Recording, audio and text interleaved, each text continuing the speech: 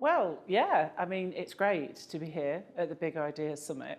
And I think what I'm going to try and do is crystallise my idea for my big idea for procurement.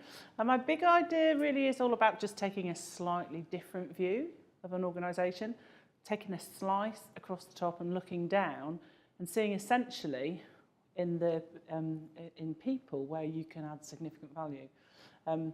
Satisfied staff, engaged people deliver phenomenal outcomes. So the model that I've shared today allows people to focus in on where's going to make the big difference. Is it because you have got too many people joining and leaving your organisation? Is it because in your target setting process, people are heading off to Glasgow when actually your destination is Southampton? Is everybody in your organisation actually heading in the right place?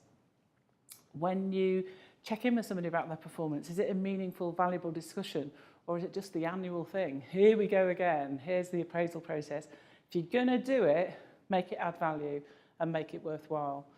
And then on a cycle, help people to do their job better, personal development.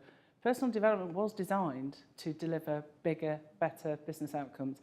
So everything that you do should add that significant value. The final bit in the model that we talked about today was about how you then pull people through the organisation. And in HR language, it's called the reward system. The reward system is not really about money.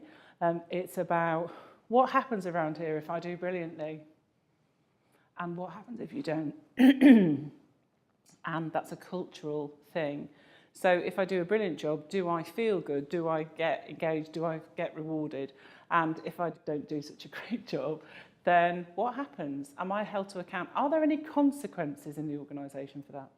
So the model allows then people to just have a look at that from a different viewpoint and see where you can home in to make the big difference. If your biggest issue in your organisation is you're turning over 50% of your staff every year, that's where you're hemorrhaging value and money. Brilliant. So the link obviously is that procurement people are generally Leaders. They're leaders and Yeah. they're looking to cut costs.